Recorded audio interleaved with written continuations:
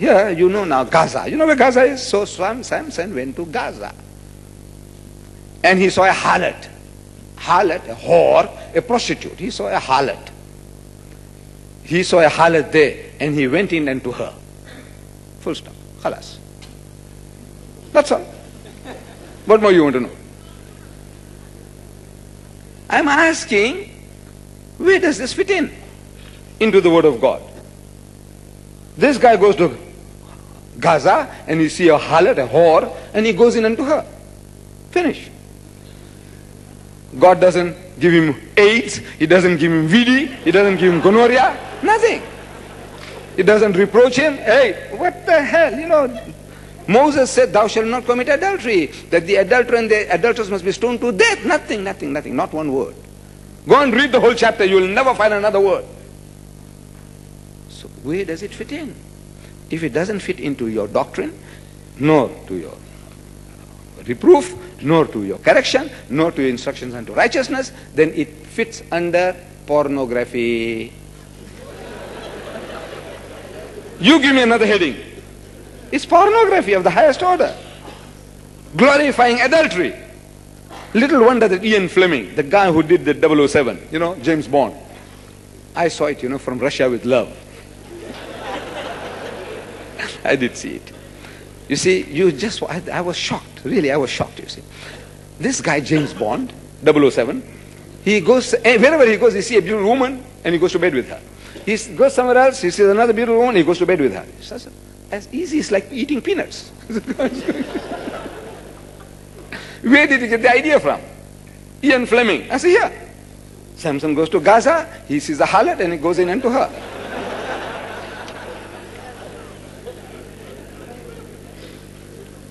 No, you're laughing. You see, they're making a mockery of God. If you say this is God's word, you're making a mockery of Him. That's why I'm showing you all this. But it makes people to laugh. Not only look, you just wait a little. You know, you're going to burst out laughing. Wait. Allah gives us another test. It tells us about the relationship between Islam, the Quran, and the previous revelation, the kitabs. Bismillahir Rahmanir Rahim. وَأَنزَلْنَا إِلَيْكَ الْكِتَابَ بِالْحَقِّ. Allah says it is we who have revealed the book, the Quran, in truth. مُصَدِّقًا لِمَا بَيْنَ يَدَيْ مِنَ الْكِتَابِ. Confirming that which was revealed in the previous scriptures. Confirming that which was given in the previous scriptures. مِنَ الْكِتَابِ. وَمُحَيْمِنًا عَلَيْهِ. And a quality control. A guarding in protection of the book of the revelation of God. This book, the Quran, Allah gave you to confirm what is true. If they say that God is one, it's a Qul huwallahu ahad. Say. This is thou shalt not commit adultery. The Quran says, La taqrabu zina. A little step further. Don't go even anywhere near it. So whatever the book says is worth confirming, this book confirms. And it is a quality control. Don't go out of bounds. Anyway you go out of bounds, this book says, wait a minute, check it. It's not so. Quality control. Here, I give you an example. Exodus. That is the second book of the Bible, chapter 31, verse 17. It says that the Sabbath, Yawmus Sabt, Sabbath, you know, they're not supposed to work, the Jews, they're not supposed to work on Saturdays. So it is a sign between me, as if Allah is saying, and the children of Israel forever. For in 6 days the Lord made the heavens and the earth. And on the seventh day He rested and was refreshed. Allah Bari Ta'ala, you know, look, any imperfect body, to maintain yourself, you know, you get tired and you need rest. But now you're going to support other systems, do other work, you get tired more. The greater need for rest. So God Almighty, He created the heavens and the earth in 6 days. And on the seventh day He rested and He was refreshed for another set of activity. That's what the Bible says. The Quran says, Bismillahir Rahmanir Rahim, وَلَقَدْ خَلَقْنَا السَّمَاوَاتِ وَالْأَرْضَ. We created the heavens and the earth. وَمَا بَيْنَهُمَا. And everything in between. فِي سِتَّةِ أَيَّامٍ. In 6 days. وَمَا مَسَّنَا مِن لُغُوبٍ. And nor did any sense of weariness, tiredness overtake us. Allah Bari Ta'ala. He created the heavens and the earth and everything in between in 6 days. Days not necessarily meaning 24-hour days, though the Bible goes out of its way to tell the mankind that it was a 24-hour day. It goes out of its way. It says, and the morning and the even was the first day. And he made this, and the morning and the even was the second day. And he did that, and the morning and the even was the third day, and on and on. That in morning and evening means 24-hour, 24-hour, 24-hour day. In the Holy Quran we are told, there are times when we say Ramadan, we're fasting, say ayyamam ma'duda, for a few numbered days, that is 24-hour days. Then Allah says, a day in the sight of Allah is 1,000 years of your reckoning, depending upon what you are talking about. Another occasion in the Quran is a day in the sight of Allah is 50,000 years of your reckoning, depending upon what angle you are looking at. So it is a period of time, whether 24 hours, whether 1,000 years, whether 50,000 years, or 50 million years, or 5 billion, or 50 billion. No, it's a period of time. However, whatever it is, he says, but Allah Bari Ta'ala does not feel fatigue or tiredness in His creation, in doing what He does.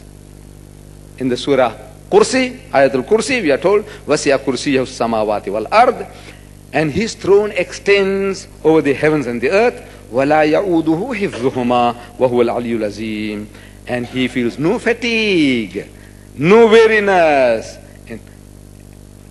in guarding and cherishing His creation. The Quran says that. The other one says he got tired and he rested and he was refreshed. Quality control. Again, Jesus Christ is made to say in the Gospel of St. Mark chapter 10 verse 27, so, but looking at them, Jesus said, looking at them, Jesus said, with men it is impossible. Certain things man can't do. But not with God, for with God all things are possible. Allah can do anything. And we take no exception to that. Allah says so in the Holy Quran. He says, فَعَالٌ لِمَا يُرِيدُ. He says, He is a doer of all He intends. Whatever He wants to do, Allah can do. Holy Quran, chapter 85, verse 16. Surah Nahl. The Quran confirms. Jesus said, with Allah, with God, everything is possible. He can do whatever He likes. The Quran confirms, it says, فَعَالٌ لِمَا يُرِيدُ. He says, yes, Allah can do. He's a doer of all He intends. Whatever He wants to do, He can do. But the Bible now contradicts that. In the book of Judges, chapter 1, verse 19, it says, so the Lord, God, was with Judah. Judah, father of the Jewish race, from whom we get the word Jew, Judaism, Judea, Judah. So the Lord God was with Judah. And they drove out the inhabitants of the mountains. With the help of God, God Almighty is helping Judah, the Jews. And with that help, they drove out the inhabitants of the mountains. But they could not drive out the inhabitants of the lowland, because they had chariots of iron. They had tanks, armored cars of those days. So God couldn't do anything, poor chap. He failed. He couldn't help Judah. For the highland people, God could help Judah. Knocked hells into them, threw them out. But now when they go to the lowland, those people had chariots of iron, tanks, armored cars of the day. Poor God. He couldn't do anything. So I said, you see, quality control. Allah says, no, فَعَالٌ لِمَا يُرِيدُ. He can do what He intends. There's no tanks and armored cars or Spitfires or anything can come in His way. Whatever He wants to do, He can accomplish. The Bible gives us another test. It gives us a test. I said, let's apply this test. Second book of Peter, chapter 1, verse 21. This Second Peter has been in dispute. There's a problem about Second Peter among the Christians. It was not accepted as a canonical gospel up to 4 centuries after Jesus. The Christians themselves didn't accept it. This field, there are learned men among the Christians, they say Peter didn't write. But now, man, let us see what he says, if he wrote it.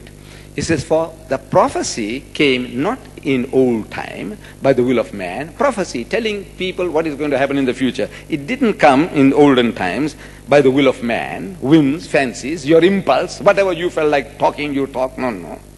But holy men of God spake as they were moved by the Holy Ghost. Whatever the Holy Ghost told them to say, they said it. That's what prophecy is. Is it all right? So God Almighty, through the Holy Ghost, we say Akhi Jibreel, Archangel Gabriel, being the Wahi, they said, now whatever he inspired people to write, they wrote. So let's examine. We examine, it says here, that before Jesus was born, his mother Mary is told by the angel that this son of yours, Isa, he will be great and will be called the Son of the Highest. And the Lord God will give him the throne of his father David. He will sit on the throne of his father David, Dawud alayhi salam. You know, he was a king, ruler in Jerusalem. So God Almighty will give your son that throne. He will be a ruler, a king, sitting on the throne of his father David.